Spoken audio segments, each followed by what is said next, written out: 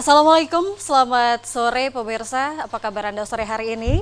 Senang sekali saya Kori dapat kembali hadir menyapa sore hari Anda tentunya dalam acara Ruang Publik bekerja sama dengan Dinas Komunikasi dan Informatika Provinsi Sumatera Utara. Ya pemirsa, dalam kehidupan kita sehari-hari tentunya kita tidak terlepas dengan yang namanya informasi ya, baik yang baik yang disampaikan melalui media elektronik, cetak maupun online begitu. Selanjutnya informasi yang kita peroleh ini tentunya sangat berguna bagi kehidupan kita, baik sebagai wawasan kita ataupun pengetahuan seperti itu. Selanjutnya ada undang-undang yang mengatur tentang keterbukaan informasi publik di sini ya, yaitu Undang-Undang Nomor 14 Tahun 2008. Lalu sebenarnya apa yang dimaksud dengan keterbukaan informasi publik dan seperti apa pelaksanaannya akan kita bahas dengan narasumber yang sudah hadir di studio ya dalam dialog interaktif kita kali ini. Saya perkenalkan narasumber kita adalah Ketua Komisi Informasi ataupun KI Sumatera Utara. Beliau adalah Abdul Haris Nasution. Selamat sore Pak Abdul Haris. Saya panggilnya Pak Haris saja mungkin ya. Iya. Apa kabar Pak Haris? Iya, sehat. Terima kasih Bu Ari. Terima kasih sudah hadir Pak Haris, dan pemirsa kita juga masih menunggu kehadiran narasumber kita yang satu lagi ya, yang masih dalam perjalanan menuju studio TVRI Sumatera Utara. Baik, saya juga mengundang Anda ya dalam telepon interaktif. Bagi Anda yang ingin bergabung bersama kami, boleh menghubungi kami di 081161600386. Baik Pak Haris, sebelum kita membahas lebih lanjut tentang keterbukaan informasi publik, mungkin Pak Haris bisa menjelaskan dulu nih kepada kita semua dan kepada pemirsa yang menyaksikan acara kita tentang apa sih sebenarnya keterbukaan informasi publik ini Pak Haris? Terima kasih Mbak Kori. Persoalan keterbukaan informasi ini memang sebuah pandangan yang memang sebenarnya di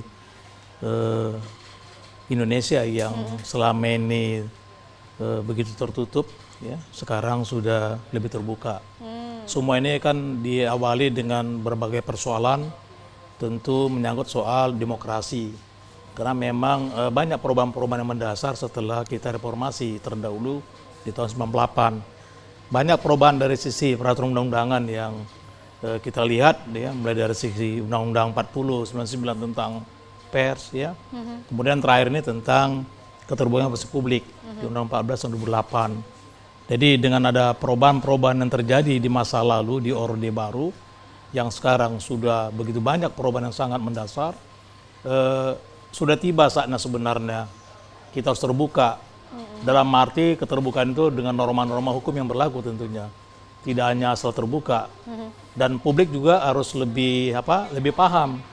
Tapi fakta-fakta yang kita temukan dalam sebuah misalnya sengketa yang ada di Komisi Informasi itu, banyak sekali masyarakat yang belum paham begitu. Mereka mintanya apa, tujuan itu apa, ini kan nggak jelas. Jadi undang-undang dilahirkan konsepnya sangat bagus, sangat baik gitu. Artinya dalam sebuah pemerintahan juga harus lebih transparan. Dengan keterbukaan itu kan bisa dilihat akuntabilitas penyelenggara pemerintah daerah seperti apa gitu. Kan setelah berlakunya Undang-Undang 23 2014, setelah perubahan-perubahan ya tentang pemerintahan daerah itu kan banyak juga masyarakat yang tidak tahu. Padahal gubernur di sini mempunyai tanggung jawab yang besar gitu. Ketika badan publik yang memang tidak akan mau atau tidak bersedia membuka sebuah persoalan yang itu diwajibkan oleh Undang-Undang 14, tentu juga gubernur bisa dapat teguran di sini. Makanya gubernur juga tak henti-hentinya ya meminta kepada semua perangkat daerah yang ada di wilayah gubernur menekankan itu. Jadi perlu keterbukaan itu. Kalau kita bersih, untuk apa risih? Kan gitu kira-kira. Ya udah buka silakan. Ya kecuali ada informasi-informasi yang memang yang dikecualikan. Menyangkut pertahanan negara misalnya, intelijen, penegakan-penegakan hukum ya yang masih diproses di kepolisian, di tingkat penyidikan, di tingkat kejaksaan, di pengadilan.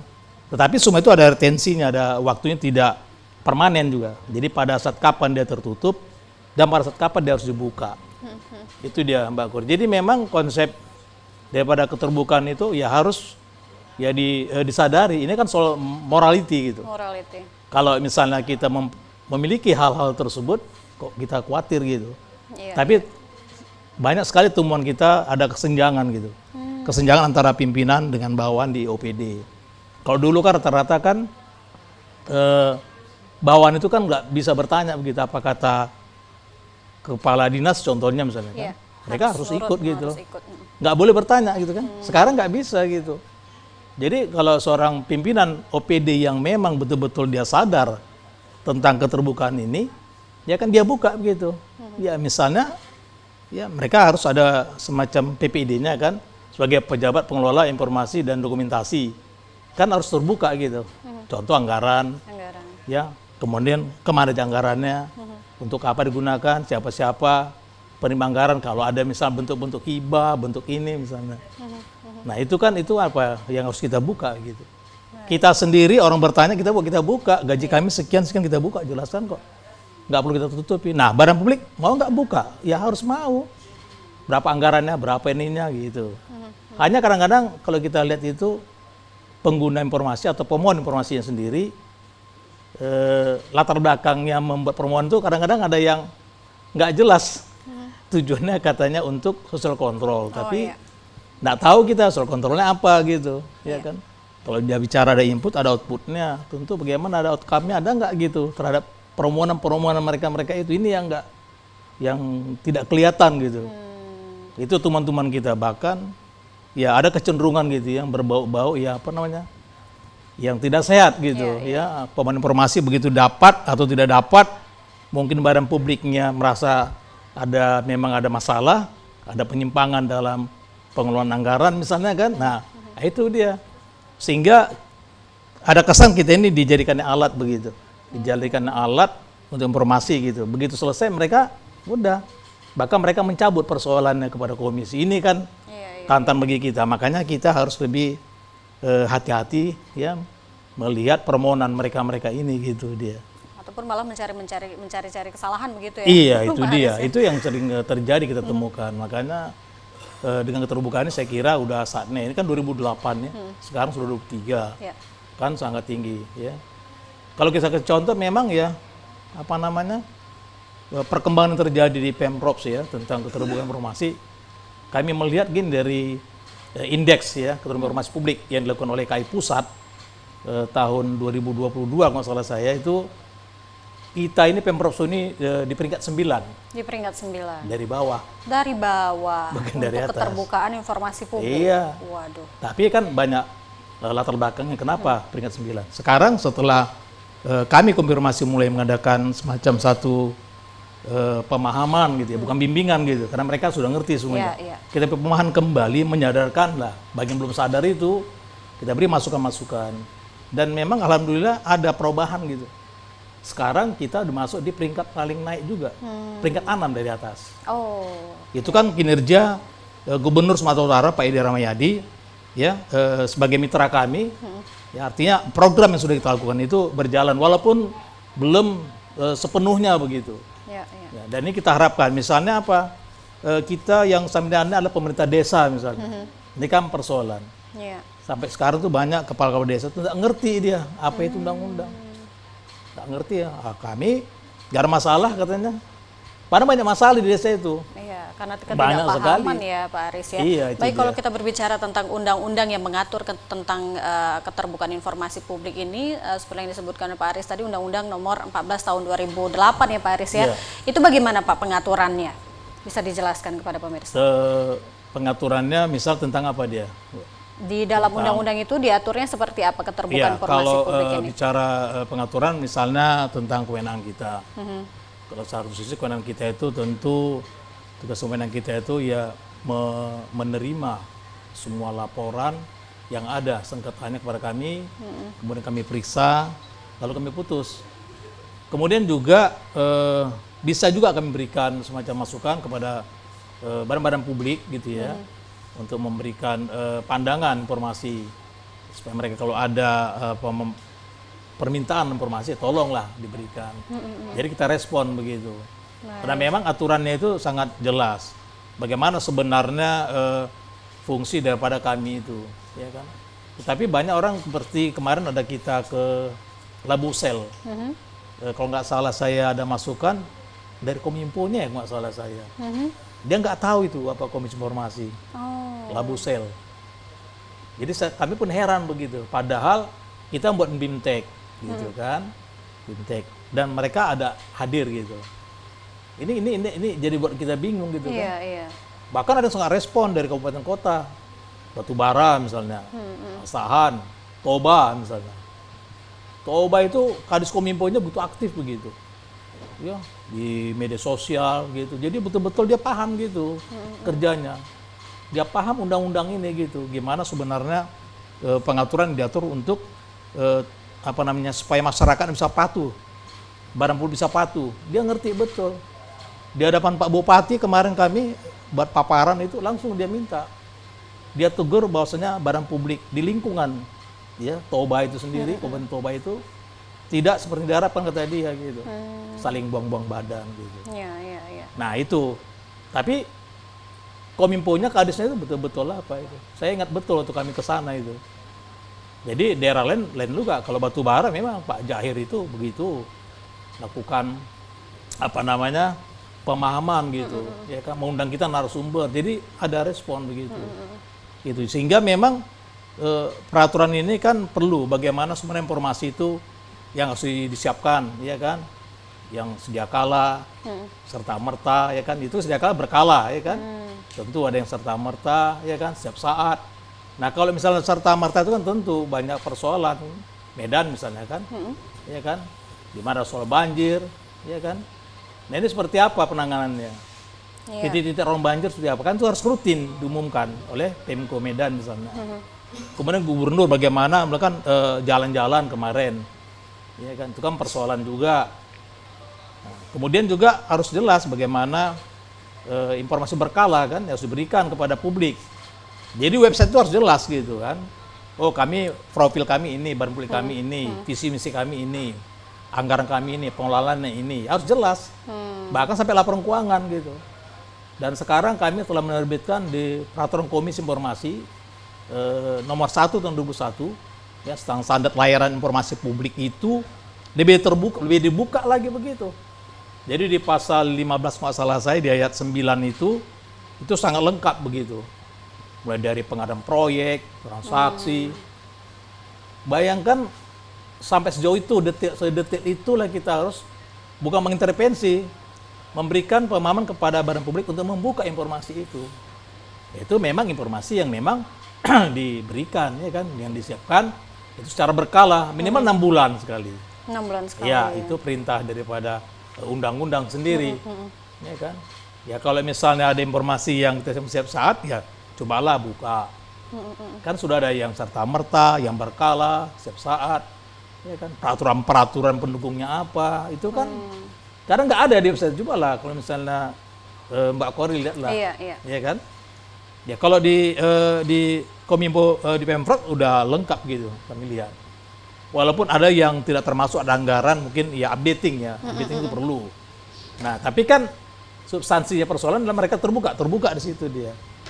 Nah, kecuali ada hal-hal yang memang informasi dikecualikan. Nah, kalau informasi yang dikecualikan itu maksud apa tuh, Nah, Pak di Aris? pasal 17 kecualikan itu kan seperti misalnya ada proses ya dalam penyelidikan ya yang belum dibuka. Kan nggak boleh kita minta gitu kepada polisi misalnya. Kemarin kita ada kasus misalnya minta daftar DPO teroris misalnya. Ya kan, nah Polda menganggap ini masih informasi dikecualikan karena masih penyelidikan gitu. Kalau begitu dibuka proses, misalnya begini bla bla bla, loh si yang bersangkutan bisa kabur gitu kan. Iya. Nah betul. Jadi tapi mereka buat sengketa kepada kita gitu. Ya kan, itu. Jadi sebenarnya kalau sudah harus dibuka ya dibuka. Polda harus buka gitu. Kalau masih dalam proses penegakan hukum, misalnya juga dalam pemeriksaan di audit, di PK misalnya itu kan dikecualikan.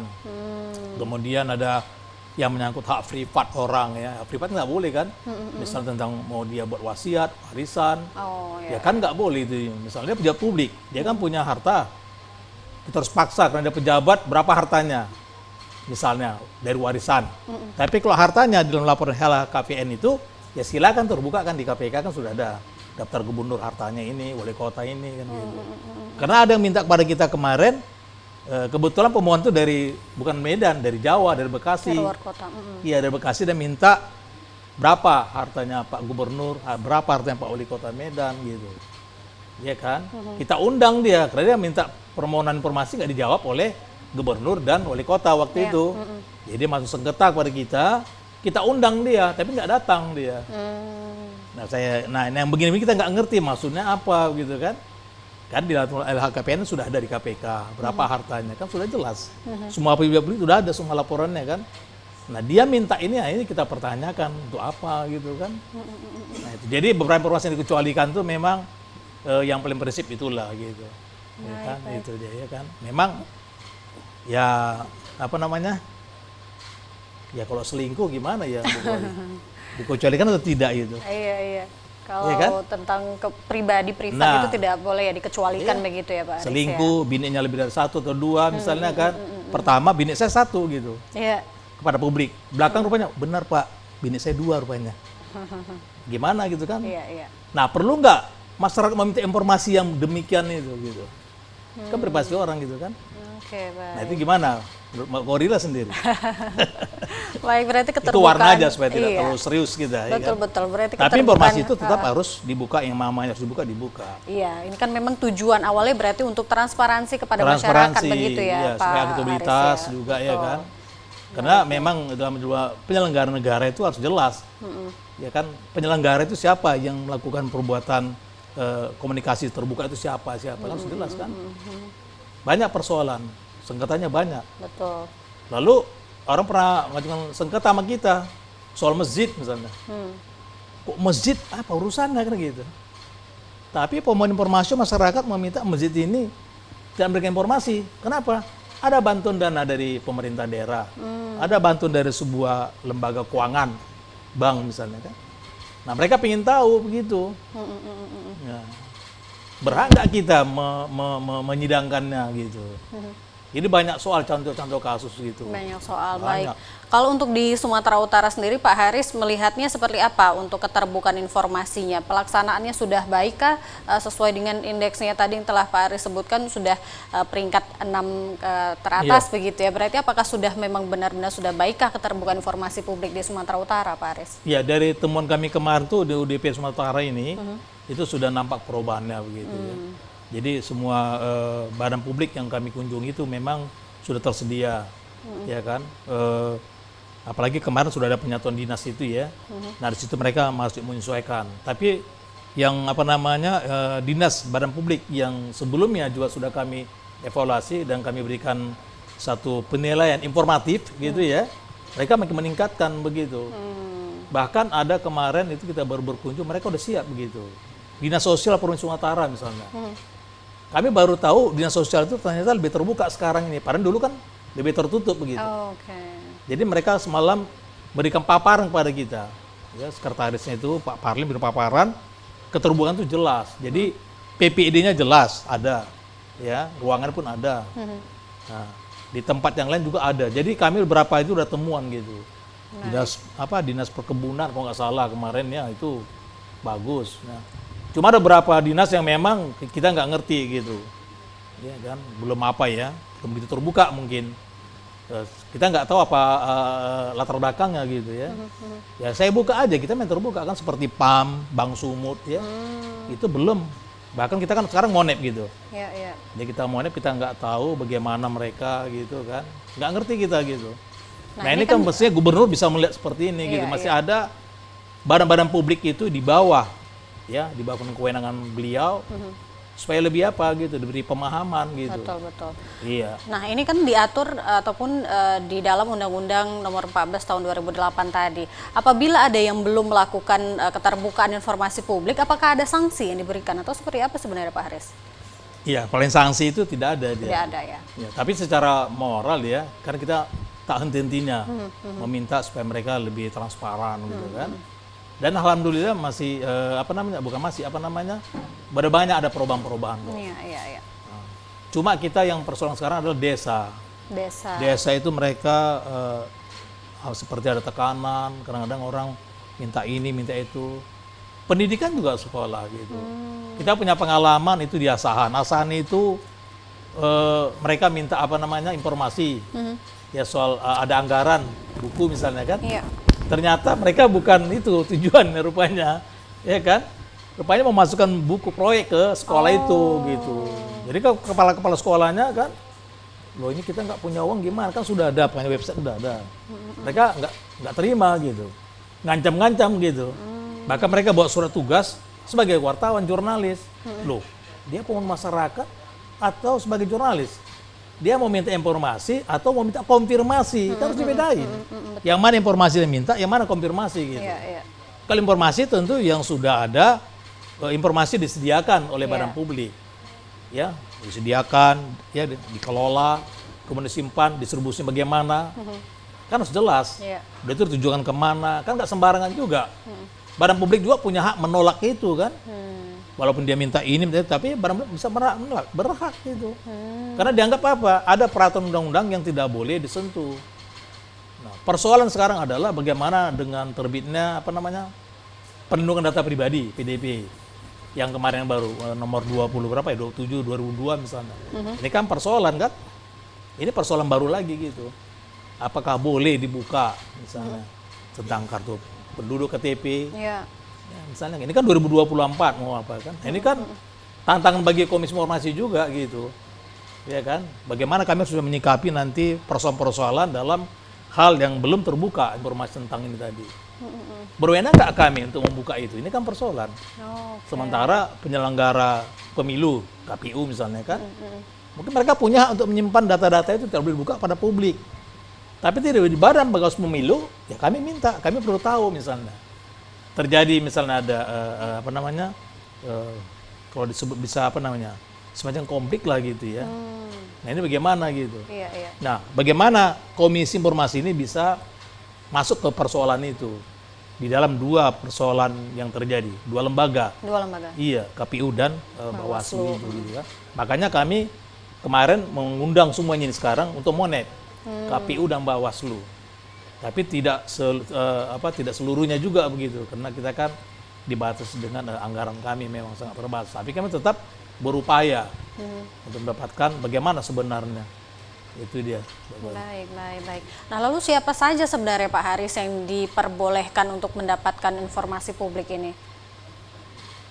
Seluruh masyarakat, seluruhnya ya Pak? Iya, karena memang di pasal 28 Undang-Undang 45 sangat jelas. Ya kan, setiap orang berhak. Setiap orang berhak, baik. Nah, perkara setiap orang berhak itu mendapatkan informasi itu kan, bagaimana mau kita bilang? Udah landasan hukumnya udah jelas. Normnya, norma pendasarnya sudah ada. Ya. Silakan.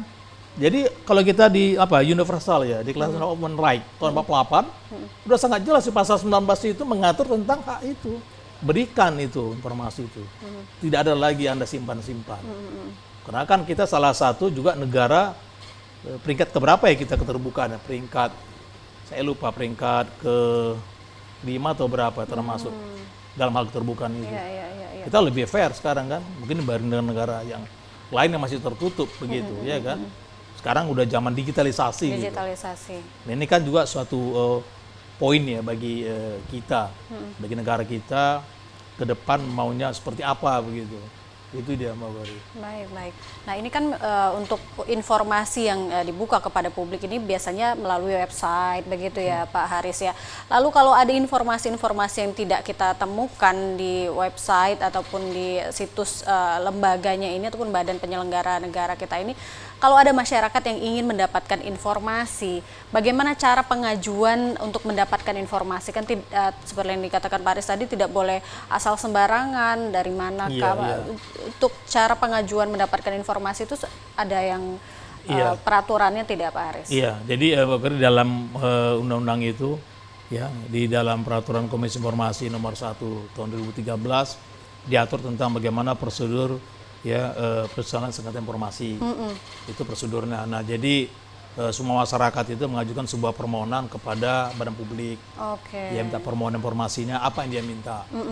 Harus jelas dulu ya. Misalnya dia minta berapa anggaran daripada badan ini, kemudian berapa realisasinya, kan gitu kan. Nah, di situ kan dia minta poin-poinnya gitu kan. Nah, tentu badan publik setelah menerima permohonan ini berikan gitu informasi itu. Karena itu kan terbuka. Betul. Seperti saya sebutkan tadi, informasi yang itu berkala, yang harus terbuka misalnya kan.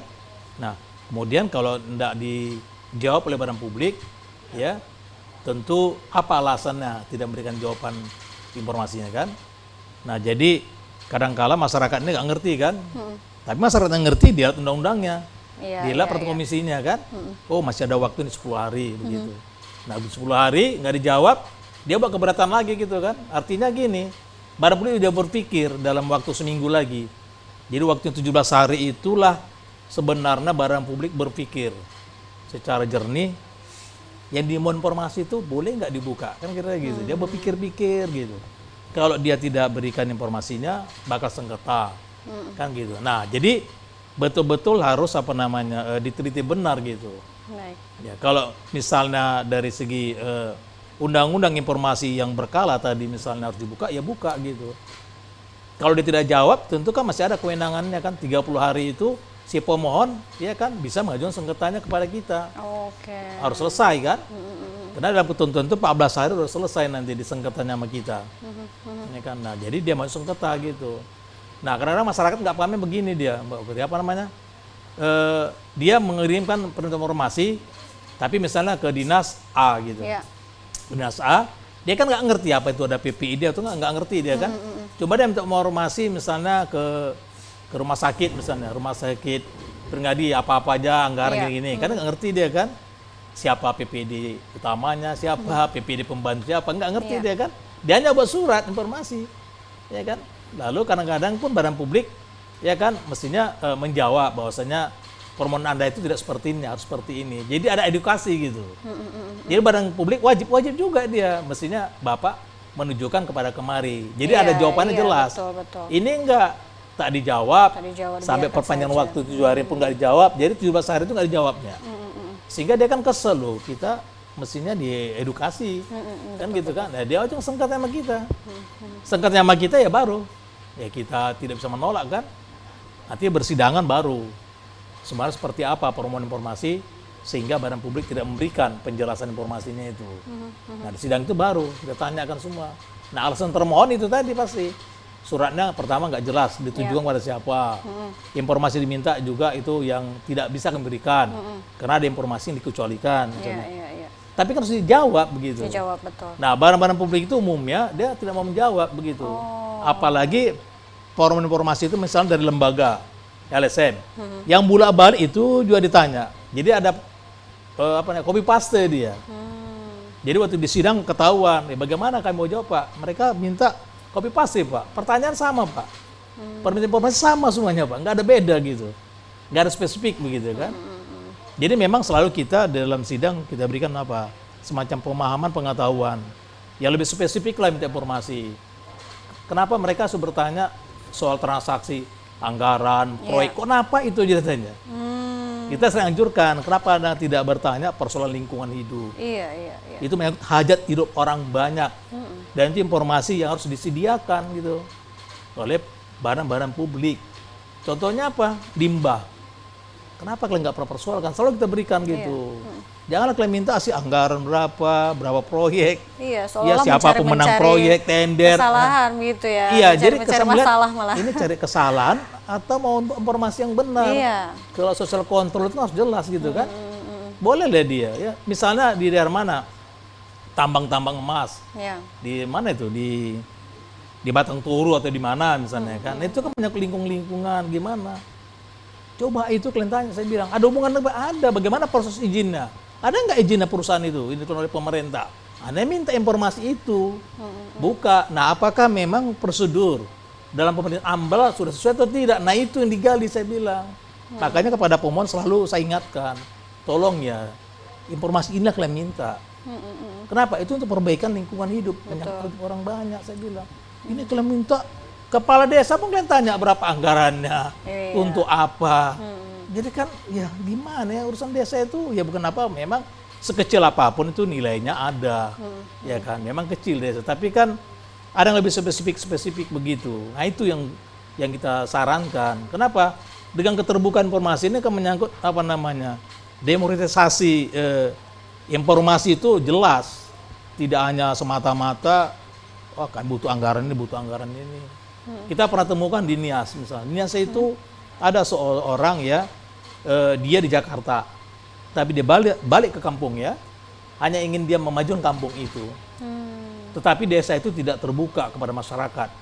Berapa anggaran? Itu menarik kalau itu kan. Oh iya. Dan dia tidak bukan dia mau jadi kepala desa, tidak. Cuma saya terus terang saya ambisi menjadi salah satu di BUMDes, ya kan, Badan Usaha Milik Desa itu, karena tutup dia. Pada anggarannya ada katanya. Saya mau mengajukan itu, ya kan. Kita dia buat permohonan informasi tak dijawab oleh mereka, oleh badan publiknya. Dia gugat kepada kita, sengketa kepada kita kabulkan permohonannya, ya kan. Nah, kita nggak tahu sekarang realisasinya apa. Saya kira itu fair. Jadi, pemohon masyarakat yang seperti itu, ya kan, itu yang perlu kita edukasi selanjutnya. Jadi mereka betul-betul sosial kontrolnya ada jelas gitu. Betul. Kalau ada juga LSM saya lihat agak ngaco, nanti unjuk rasa ke kantor kita, nekan-nekan, ya kita lucu juga gitu ya. Ditekan supaya kita memberikan mengabulkan tuntutannya gitu. Itu tadi. Ya kalau faktanya nggak ada, gimana mau kita kabulkan kan? Nah gitu, itu dia.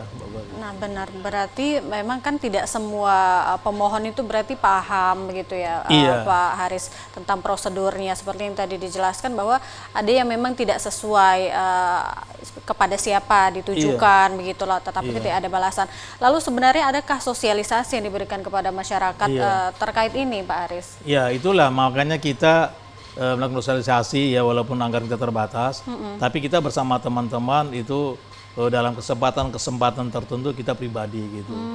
Artinya ya udahlah, ya baik kita sendiri kalau hanya transportasi kita nggak ada masalah kan. Ya, misalnya kita pergi ke Simalungun, misalnya ke Siantar ya kan. Karena saya kan tinggal lamanya di Simalungun misalnya kan. Nah saya ke daerah saya, nanti temannya ada yang Kasahan, pergilah. Nah ada yang ke Ranto, ya kan. Ada yang misalnya ke ke daerah-daerah terpencil yang belum masuk misalnya, nah mereka masuk gitu, pribadi. Tapi kami punya keterbatasan, tapi tetap kami berupaya dalam berbagai kesempatan, paling tidak dengan cara-cara itulah kami bisa menjelaskan bagaimana undang-undang ini sebenarnya bisa bekerja dengan lebih baik. Padahal sebenarnya ancaman pidananya ada gitu. Oh ada ancaman pidananya ada bagi informasi yang badan publik yang tidak mau melaksanakan putusan-putusan itu dikenakan sanksi pidananya ada. Di Jogja misalnya itu ada seorang camat kalau nggak salah saya, dia keberatan masalah putusan Komisi Informasi, dilaporkannya ke kepolisian, akhirnya ya dia bayar 5 juta karena sanksinya di pasal 52 di Undang-Undang KIP seperti itu, dia bayarnya gitu. Tapi kan bukan soal uangnya, secara moral kan dia harus malu gitu. Iya. Informasi itu terbuka, tapi kenapa dia tutupin begitu? Berarti ada penyelewengan kan? Iya. Nah kalau nggak salah itu diperiksa atau apa dia oleh polisi entah bagaimana, akhirnya itu. Waduh. Itu kan persoalan, kalau dia nggak mau denda bayar dia, itulah dia. Oke baik. Nah menarik sekali pemirsa, jadi memang kita sebagai masyarakat juga harus mengetahui ya, tidak asal saja mengajukan permohonan untuk mendapatkan informasi dari badan-badan publik ini, tapi kita tidak mengetahui prosedurnya seperti apa. Tentunya harus dengan prosedur-prosedur yang telah dijelaskan oleh Pak Haris tadi ya pemirsa ya. Baik, saya kembali mengundang Anda di line telepon interaktif ya, bagi Anda mungkin yang ada pertanyaan ya tentang keterbukaan informasi publik ini. Di sini mumpung masih ada Pak Haris ya sebagai Ketua Komisi Informasi ataupun KI Sumatera Utara, boleh Anda bertanya-tanya, langsung saja menghubungi kami di 081161000386. Kita masih akan membahas tentang keterbukaan informasi publik setelah yang satu ini. Pemirsa tetaplah bersama kami di Ruang Publik bekerja sama dengan Dinas Informatika Provinsi Sumatera Utara.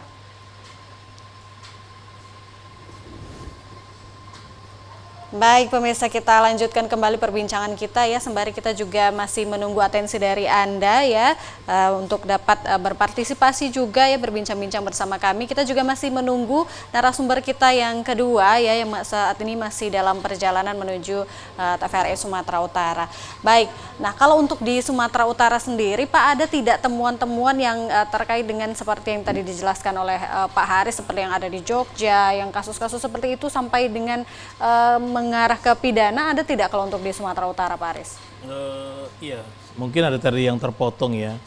Sebelum ke situ penjelasan saya, semua putusan-putusan Komisi Informasi itu ya, misalnya pemohon keberatan ya, yang minta informasi dia tidak terima dengan putusan kita, kan kita kabulkan misalnya permohonannya.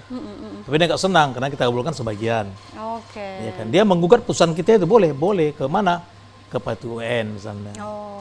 Ya kan, digugatnya gitu putusan kita.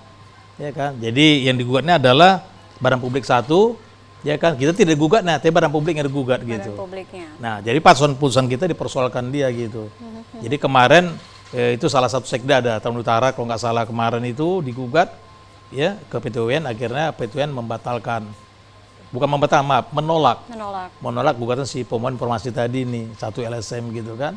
Nah, mungkin mereka melanjutkan ke Mahkamah Agung. Jadi dalam tempo 100 hari itu harus selesai dia. Ya kan. Jadi posisi kasus di Mahkamah Agung 30 hari, kalau di PT UN itu tidak sekitar berarti 70 hari harus clear, 60 sekian hari harus selesai. Jadi tidak boleh lama-lama. Itu dia, ya kan. Nah, menjawab yang tadi pertanyaan Mbak Kori itu, memang sih ada satu kepala desa, yaitu mereka pemohon masyarakat, bukan masyarakat, LSM. LSM minta informasi kepada masyarakatnya, yaitu kepala desanya. Kepala desanya itu ya diminta penjelasan macam-macam begitu. Lalu ditekan, kalau enggak nanti Anda saya laporkan ke polisi, diancam. Lalu karena kepala desanya merasa tidak ada bersalah, ya silakan kan gitu kan. Tapi si pemohon ini, ya LSM ini tidak melaporkan ke polisi, tapi dia mengajukan keberatan sengketanya ke kami, ke informasi kan. Nah, di sidang terbuka, ternyata apa? Mereka menekan maksa minta uang gitu. Sejumlah uang. Akhirnya, ya kan, permohonan kita timbang, kita terima atau tidak kan gitu. Nah, akhirnya ya kita tolak karena memang udah ada berbuat seperti itu. Dan orang di dalam tubuh yang dapat kuasa di LSM itu dicabut haknya, nggak boleh lagi kan. Nah, kemudian di Asahan juga ada temuan seperti itu. Temuan itu kepala sekolah diminta 40 juta. Mereka ungkapkan kepada kita. Jadi sekarang mereka naik bendera melawan gitu. Jadi mereka tujuannya apa minta informasi itu. Bagus juga. Jadi sudah ada kita beri pemahaman seperti itu. Mereka sekarang udah berani. Kalau dulu katanya nggak berani mereka. Oke, berarti badan publik juga berhak untuk menolak ya, memberikan informasi. Di sinilah pentingnya adanya komisi informasi ini ya Pak ya, untuk menengahi adanya sengketa-sengketa yang itu tadi. Baik, ini tidak terasa kita sudah di penghujung acara. Pak Haris, terima kasih atas waktunya ya. Mudah-mudahan ini dapat didengar oleh semua badan publik dan juga masyarakat yang menyaksikan agar lebih paham lagi bagaimana cara pengajuan untuk keterbukaan informasi publik ini ya pemirsa ya. Terima kasih Anda sudah menyaksikan Ruang Publik bekerja sama dengan Dinas Informatika Provinsi Sumatera Utara, pemirsa, dan saya Kori juga seluruh kerabat kerja yang bertugas pamit undur diri. Wassalamualaikum, selamat sore, sampai jumpa.